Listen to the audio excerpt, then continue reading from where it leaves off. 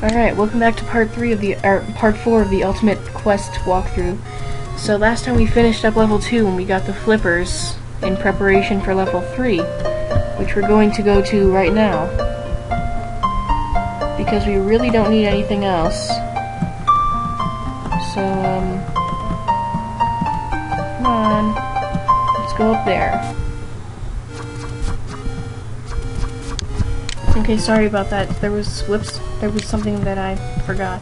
So, yeah. Hopefully next time we won't have to go through that again. Having to change everything.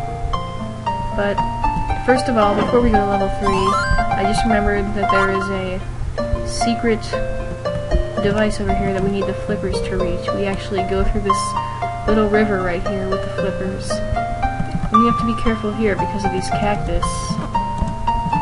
Yeah. And then there's this treasure chest that has another magic container inside of it.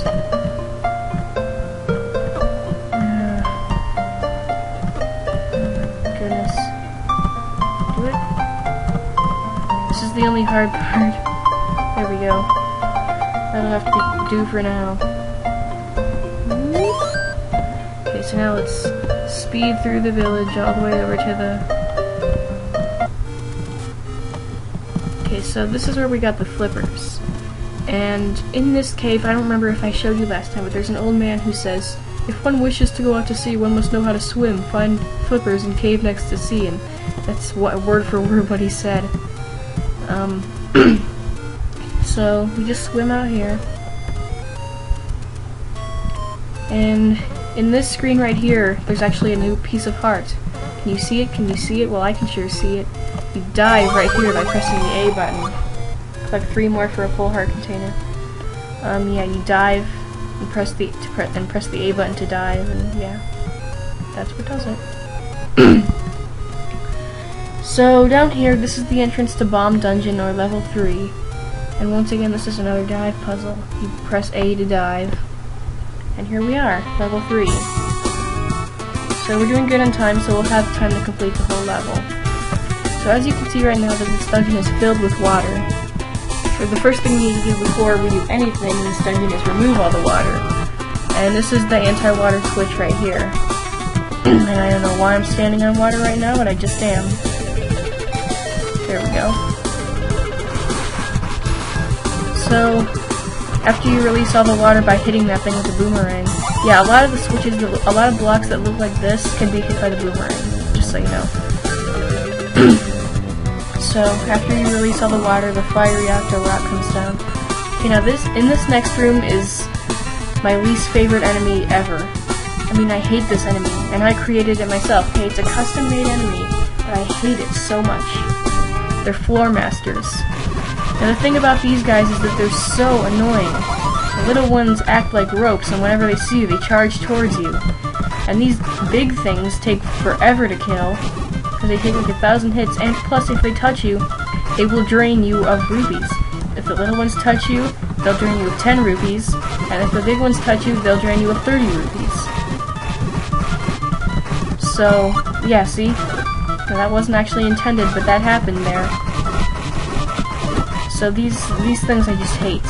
I made them and I hate them, but I can't take them out. I just can't. I don't know why, but I just can't. So we got the bigger quiver, which allows us to carry 30 arrows. I mean 60 arrows. The original quiver lets us carry 30 arrows. So here's another little enemy that I created myself too. They're the magical Lyles. Shoot magic in 8 different directions, and they're really hard too. You know, this level's called Bomb Dungeon for a reason, so this room has no point to it other than to reset that block back there in that previous room. Okay. Yeah, we just have to reset this block here, so now there's full access to everything. We want to come up here for an item that looks like it has no point, but it actually has a good point. This is the Peril Beam Scroll, so I think it's the Peril Beam Scroll. So, this scroll was in Minish Cap. It was, when Link has, like, 1 heart left, then he'll be able to shoot his sword again. So, do we have a key? Yes, we do. Thank goodness. Okay, so these tiles right here that look all different, I don't know if I've shown them to you before, but when you step on them, they crack. And if you step onto them a third time, then you will fall down a bottomless pit. And sometimes, you never know where the bottomless pits are going to lead you. Sometimes they'll lead you right back to the beginning of the level, and you have to do the whole thing over again. Or sometimes, oh my goodness. See, I fell down a bottomless pit and ended right up in the middle again. No point in doing this again. But there is a point in doing this again. Hey, finally killed those stupid things. Yeah, so you never know where those stupid tiles are going to lead you. So we already got the boss key, now we can go straight to the boss. I mean, there's really no item that needs to be collected in this level. Down in the room down below, I'm going to pause just so I don't get killed by these things, but down in that room down there, there's just some poles of voice and a compass. So we don't really need that. But we should go over here.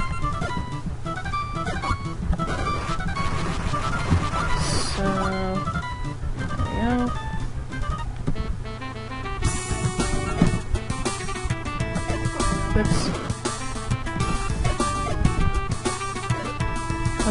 Okay, so up here, there's a blue pulse voice, and instead of being these normal orange pulse voice, as we all know, are killed by a single arrow.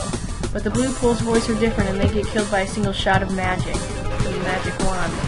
But the problem is, we don't get the magic wand until level 6. No, it's not level 6. I don't know when it is. Oh, you know what? There is no magic wand. We don't actually get any magic rod or item until level 10 or level 9, which isn't Ganon's Tower, because there's actually, I don't know if I told you before, but there's more levels in here than a normal Zelda game. There's actually 16 levels, I think. After the first 8 levels. Then there's 7 more levels that have these golden keys inside them that you need in order to unlock the passageways in Ganon's Tower. And then after Ganon's Tower, you find out that Ganon isn't there. What the heck? Oh. And then you find out that Ganon isn't there, so we have to go to the Golden Pyramid and defeat Ganon there. I gave away a little bit too much there, but whatever. So there's our bomb bag. 60 bomb bag. You know what? You know what? Those stupid things are just a nasty piece of poop. Okay? I don't like those. And neither will you when you play this game. So yeah, up here, this is really has no point other than to save your rupees. Just in case. We barely use the Rock's Feather in this dungeon at all. It's my favorite item. And it jumps over the wall there. Okay, so we can finally go into the boss. But if you look at the map, I'm going to use my mouse to show you. Right here, this is where we are right now. And this is where the Triforce is. We have the compass to show you that. So, there's a little bit of a trick to this boss. Be a little bit surprised when you see it. But this boss is hard. Well, at least this part of the boss is hard. There's more to this boss than just a couple bombs or rocks.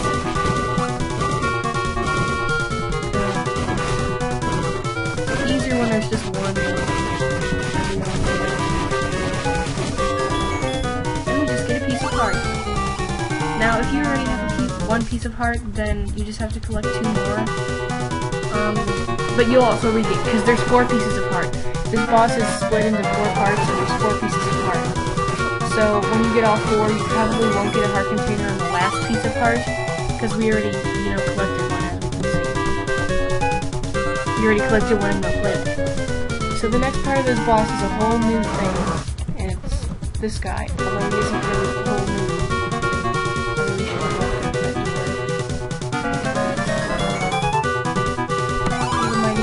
Yeah, you collected 4, but then in order to regain that one that we got at the lake, because it kind of got stolen away from us, in a way, in order to regain that, we're going to do this to get more bonus. Yeah, I found a secret. Yeah, in order to regain that, we have to get one more. But I found a secret way to killing the dongos and getting bombs every time. Feed him a bomb and then immediately place another one on top of them, slash him with a sword, and there you go. So there's our piece of heart. And here's the Triforce. So we should be happy. Yeah, sorry for how short part 3 was, but sometimes things don't always work out. So I guess we can do a few more things before we go, because we have about 4 minutes left. This guy, remember, not supposed to be there. Down here, did we already get the piece of heart down here? Yeah, we did. But we can actually go collect a little bit more pieces of heart now, so let's go do that in the 4 minutes we have left. We'll go get the last 3 pieces of heart, even though they're not really last, but that way we'll be able to have an extra heart container for level 4, which takes a while to get to. In that cave we're not going to enter until after level 5. So yeah, as you can see here, there's a secret tile right here, so we can, you know, walk here. And we're in the swamp. And the music is from Casper Wild, and I just like that theme. Here's a piece of heart. Yippee.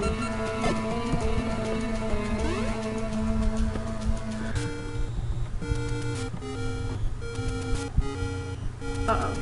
Well. There we go.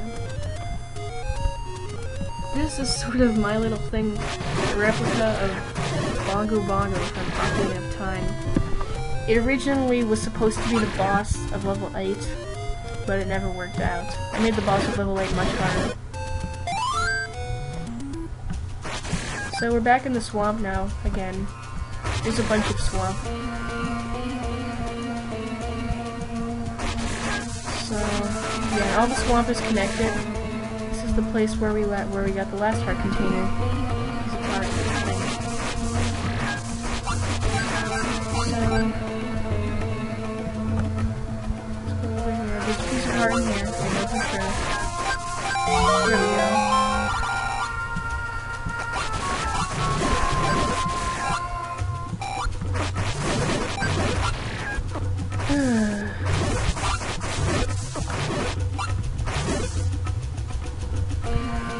Alright, so the swamp is just snakes and ocelots, rope snakes, bonded not before snakes. So this is actually a pretty cool bridge. You can walk underneath it, as you can see here, and you can kind of see through it to see what it is.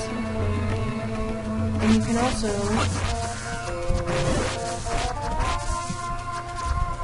walk over it too. So now we're on top of it, and these bricks, as you can see, are unwalkable now. And I have a pretty secret way of doing that. If you can figure it out, then leave it in the comments below, and maybe something good will happen. I don't know. Just leave it in the comments below if you know how I do it. So, now I don't even know why I'm doing this right now, because we're not supposed to be getting this key until after level 8. But we should get it anyway.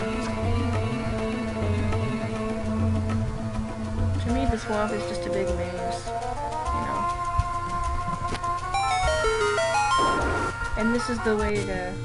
That's Talus Cave up there. I made a Talus Cave in here, just like in the Four Swords. There's also a sea of trees, too. But there's no Death Mountain. I'm sorry to say that there's no Death Mountain in this game.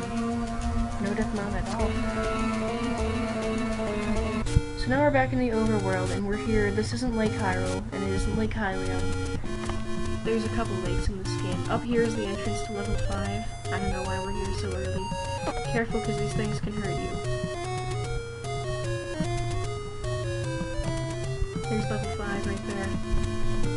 Oh, and there's also a piece of heart in these waters, too, somewhere. I don't remember where it is. Yes, I do. I remember for sure, but it's really hard to get there without hurting yourself. Right down here. Okay, so we've collected 4, and I think that's all. In fact, yeah, that is all of them. Okay, so